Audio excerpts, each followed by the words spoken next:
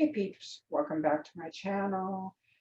And it's another day, another Vlogmas day. And today I'm going to talk about goal setting and how I'm doing my goal setting this year. For one thing, I feel like I need to be very precise for next year because 2020 has been so incredibly confusing and difficult for so many people, including me. It's not that my work has been impacted so much by it, although my focus has been, but I feel like it's almost time to change directions a little. And this year was a very defining year in terms of what makes me happy, what doesn't, and what makes me happy as a writer and what doesn't. And so I am looking at using the Powersheets this year for 2020. This is the first time I have used this system. I've watched several walkthroughs of the system, and I've been interested in it for the past couple years. This year, I felt it was worth the investment to make because I felt like even though I'm a good goal setter, I could use some guidance. So I'm going to dive right in. I'm going to show you a bit about the Powersheets and talk a little bit about setting goals and how my own goals are changing a little bit. So the Powersheets are by, I believe, a company that calls Cultivate What Matters. At least that's their website. And it's a complete goal setting system. I have hesitated on buying it before because a lot of things on their system seem very strongly religious, and I'm very spiritual in my own path, but I'm definitely not Christian. So I wasn't sure if that would impact the system or not, but I watched a couple of complete walkthroughs and it seemed to be very adaptable. The spirituality parts in here can adapt to my own spirituality. So I decided to give it a try, and I'm glad I did so far. Now I filled some of that out, some of these pages. I won't be showing you because, there are certain private thoughts and stuff that I think we all need to keep private, but I will show you the layouts of some of the pages and what you can expect with the system. So if you haven't subscribed to my channel yet, please do so now. Hit that bell so you get notified of when I have new videos out. And we will get started here in a moment.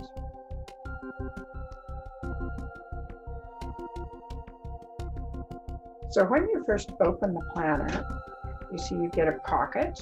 I like those stripes. And it's time for your fresh start, 2021.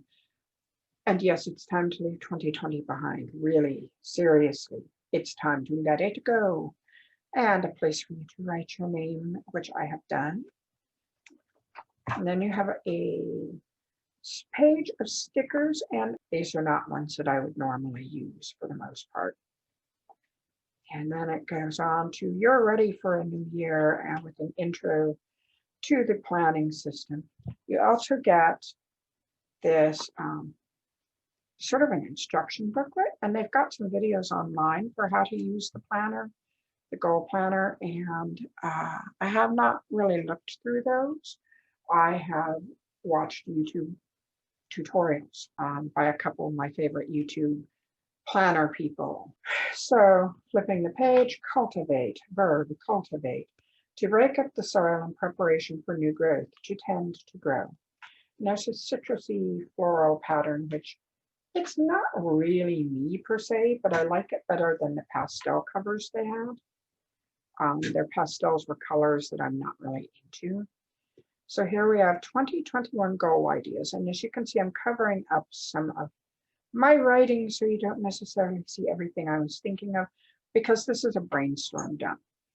And it says, what do you want to cultivate in the year ahead? Write some thoughts and ideas here. No perfect handwriting needed. Dig in. And that's one thing I like. It encourages you to just brain dump, which means you just scribble. And I have a hard time in very beautiful planners because it feels like everything needs to be perfect. And I am a perfectionist. I am a recovering perfectionist, trying to avoid being a perfectionist. So I really appreciate the encouragement to just scribble, to just drop notes in, things like that. So again, turning the page, comparison isn't just the thief of joy, it's the thief of everything. Where does comparison sneak into your life? Well, oh yeah, and I don't mind talking about here, appearance, expertise, finances, life stage, work. As much as I encourage people not to compare themselves to others, and I try to avoid that myself, I fall into that trap sometimes. And this is a good reminder of where to look out for in your life, in terms of where you compare yourself to others. And this page, about me, who you are helps determine where you are going and what your specific goals will be. Have fun with this. Choose what's right for you now. Ways I'm most encouraged, I want to be known for. It's got, I feel motivated when, and a few other sections to help you identify what spurs you on, what makes you happy, what makes you jump forward, what makes you keep it going. So again, I am covering it because I filled out that section at this point. What makes you come alive? And this I don't mind people seeing. Maybe you can name a few things right away, or maybe you aren't entirely sure. Have you lost your passion, the spark of motivation that makes you excited for each day? Or is it bubbling up? Describe how you feel most days. And I put here without a reaction, because on days that I've had a reaction, on the mornings after a reaction, I am sludge. And it's just something I have to deal with at this point. Some days I manage to wake up and go, okay, I'm up and ready to go. Some days I wake up and it's like, oh my God, how can I get out of bed? My head feels like cotton, things like that. But how I feel most days, ready to go, determined, focused, until something derails me. And that derailment can come in the form of, everything from an interruption to a phone call to someone asking for help. And then it talks a bit about passion and about living in passion. To live your passion means to live wholeheartedly for something worthwhile, knowing all good pursuits cost us something. And that's true, they do, Your passion, your work, it all costs you time and energy. And you need to be sure that you're spending your time and energy where you want to spend it, or where you have to spend it. There are some non-negotiables. If I had kids, there would be non-negotiables with children. I have a chronic illness, so there are some non-negotiables. There are some days that are just not going to happen. This page, what fires me up? What do you love?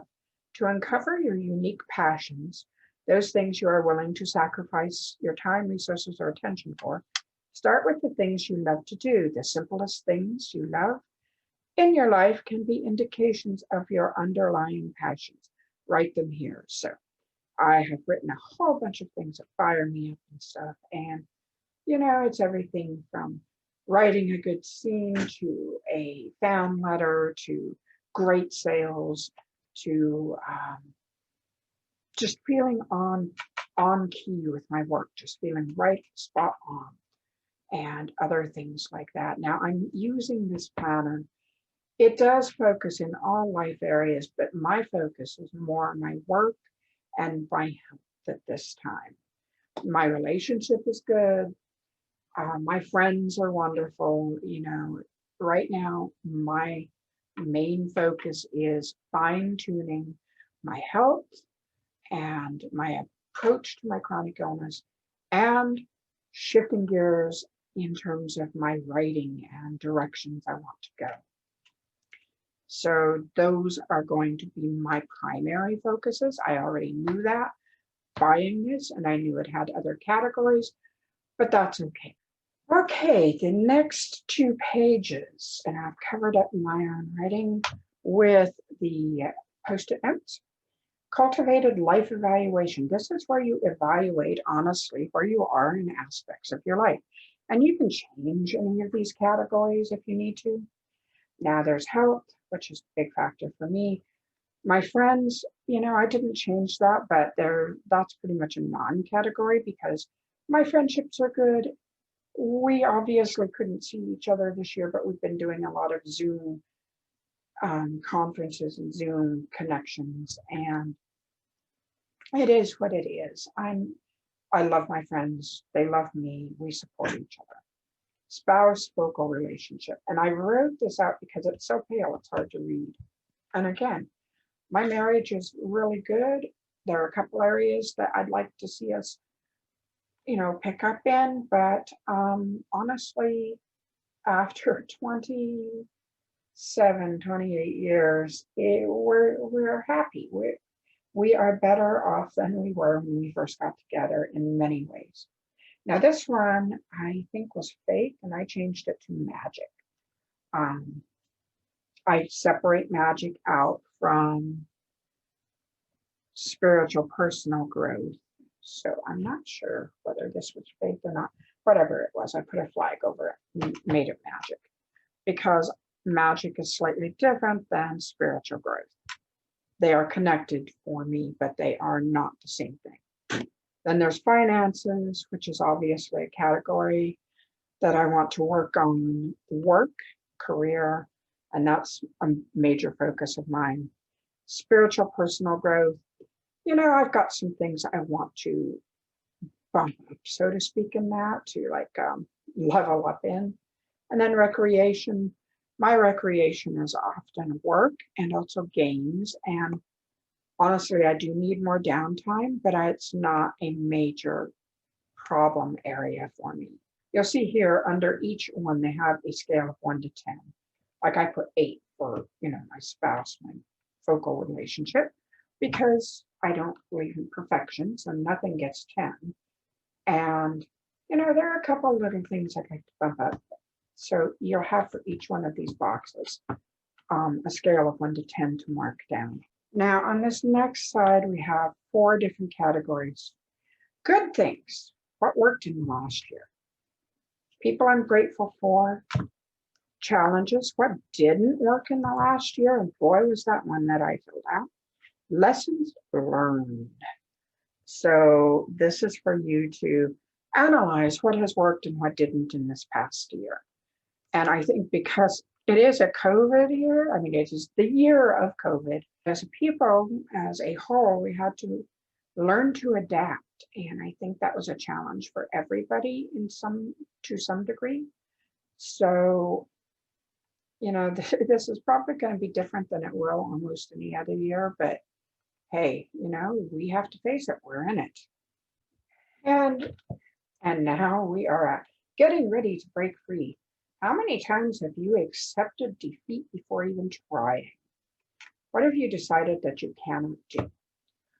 That was one that surprised me when I actually wrote out what I have kind of subconsciously assumed I can't do.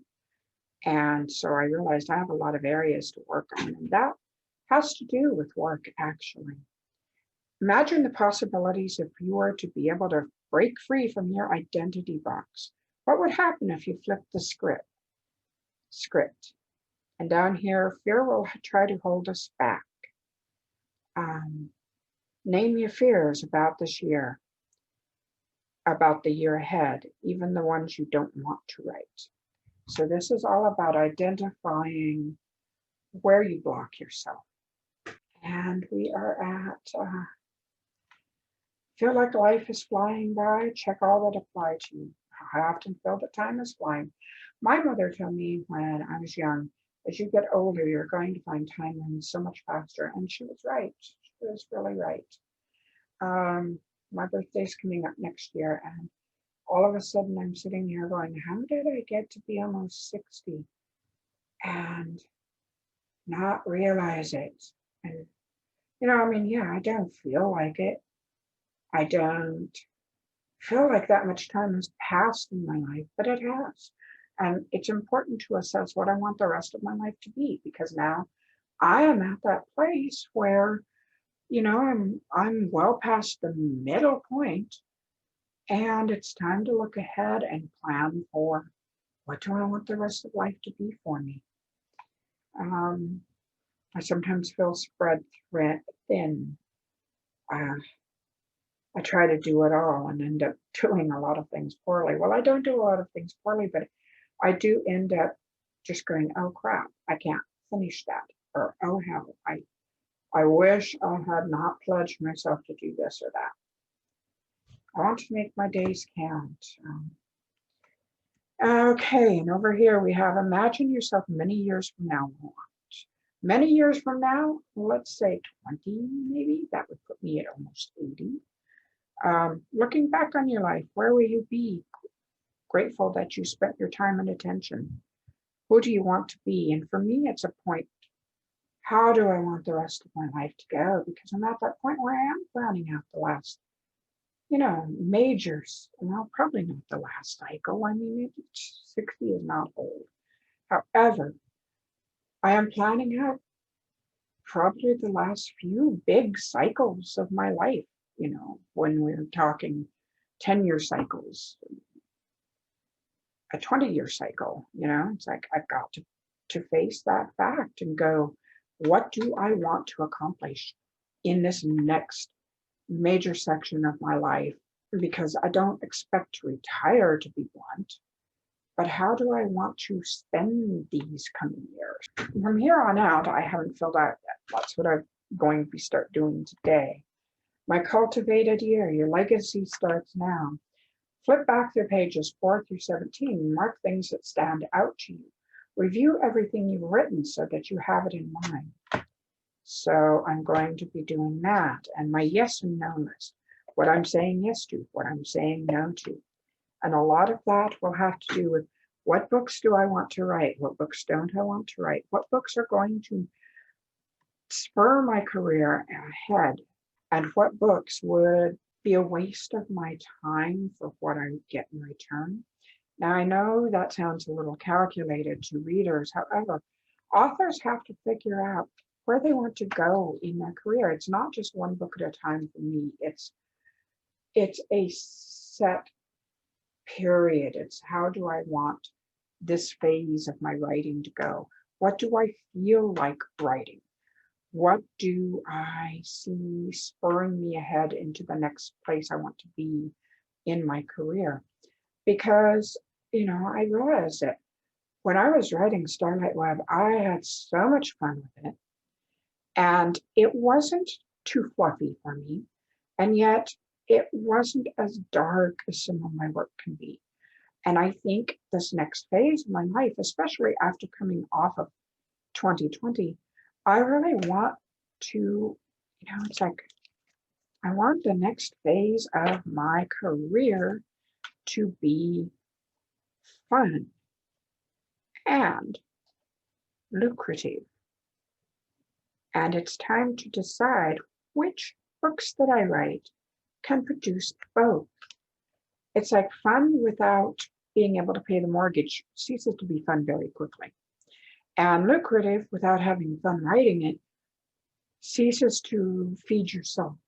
So there's got to be a place in there. And that's what's going to be my yes and no list. It's like, what am I going to say yes to and what am I going to say no to? And then it goes into the planner. Goal planner goes into imagine it your best year, how to set goals the cultivate way, which is breaking goals up into monthly pieces. And later on here, you get January and February and so on. And these are not to write down your daily planner stuff, but attending list, make sure that you are working on your goals, brainstorming the month at the beginning of the month, and the month in review. Now, one reason why I wanted this system was because even though my yearly planner has something like this in it to a degree, it gets lost in all of the daily this and daily that. And if I don't have it in a separate notebook that I can set on my desk, I often lose track. I don't flip back and go through my daily planner looking back through the months. This is all in one place, and okay. And so I think it's going to be much easier to keep track of my goals and keep on pace with them, keep up with them. So yeah, this is the Powersheets. And I see why they named them that, because it feels like a very focused system. And I'm hoping each month to do a little video about what I accomplished and what I didn't, to go with that as part of my regular videos. And I really hope that I am able to use this system the way I want. Anyway, are you making goals for this year? Are you planning out things? Are you looking for fun? Are you looking for more money? Are you looking for just something to calm down? I think it has a section for your word for the year. And I've been thinking a lot about them. And, you know, it's like, what do I want? What do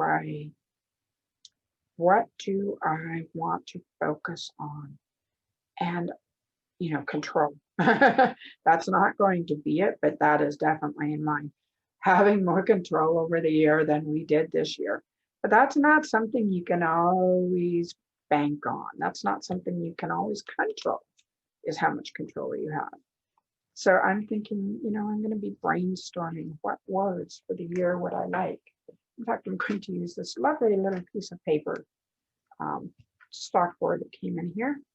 And it's like, what words for the year? Luminous. For some reason that came up. Prosperous is always important. Organized.